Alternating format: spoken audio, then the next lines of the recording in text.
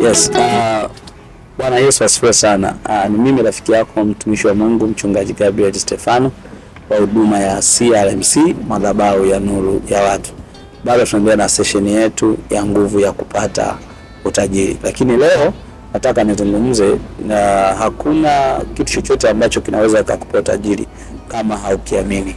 Kwa jambo hauamini ya kwamba kinaweza kipo.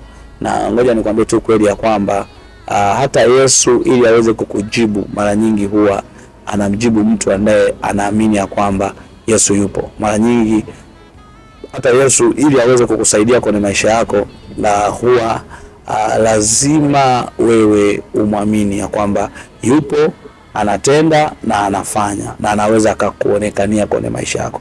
Biblia inasema mtu anapoenda kwa Mungu lazima aamini ya kwamba yupo. Kwa hiyo na hii ndio msingi mkubwa wa mafanikio ya wanadamu. Lazima uamini Yesu yupo. Sasa wengi wao huwa tunamwamini Yesu kupitia kwa watumishi, tunajikuta tunawaamini watumishi wa Mungu, lakini pia hatumwamini Yesu kama anaweza kutusaidia kwenye maisha yetu.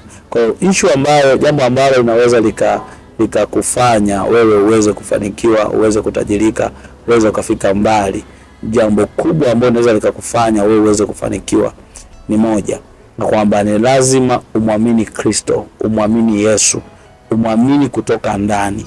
Sasa kwa nini haupati nguvu za kufanya ufanikiwe? Kwa sababu haumwamini Kristo. Imani yako kwa Kristo haipo tena, ipo kone mambo mengine, ipo kwenye vitu vingine, na ndio maana hauoni matokeo kwenye kile unachokifanya. Ndio maana hauoni matokeo kwenye maisha yako. Ndio maana hauoni unapiga hatua. Kwa hiyo imani ndio imebeba, ni kama msingi wa wokovu, ni kama msingi wa kila amwaminie, kila aliyeokoka. Kwa hiyo ujue kabisa unapomuita Yesu katika mazingira yote anakusikia. Popote pale ulipo yupo, ukiwa unatenda dhambi yupo, ukiwa unafanya chochote yupo. Yaani yupo, anakuona. Kwa hiyo ukiwa unafanya chochote uamini kabisa kwamba Mungu yupo, anakutazama na kuona. Yupo kila tunapoenda yupo. Hata mimi hapa ninapozungumza Yesu yupo. Wewe unatazama mahali pale Yesu yupo. Kwa hiyo ikifikia stage kila aliyokoka akaamini ya kwamba Yesu yupo, utafanikiwa sana. Biblia inasema naweza mambo yote katika yeye anitiaye nguvu.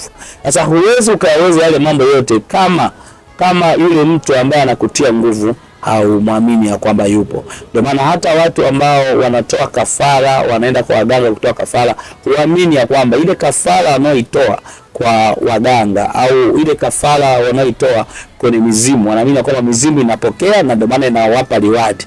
Kwa hiyo hata wewe unapoenda mbele za Mungu lazima uamini ya kwamba Mungu yupo, na unapoamini ya kwamba Mungu yupo utajikuta umeanza kufanikiwa, utajikuta umefika mbali, utajikuta umeanza kufanikiwa kutoka hatua moja kwenda hatua nyingine. Kwa hiyo dawa ya Wakristo wengi kutokufanikiwa, imani yao ni ndogo, hawaamini.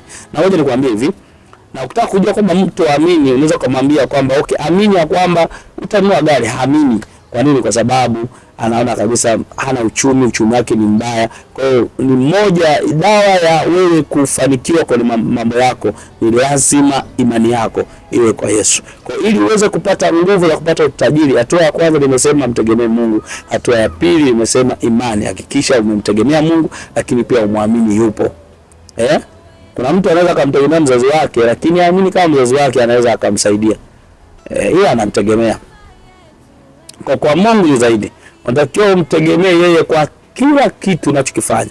Lakini jambo la pili, hakikisha imani yako iko kwake. Mungu akubariki sana. Tukutane session inayofuata. Shalom.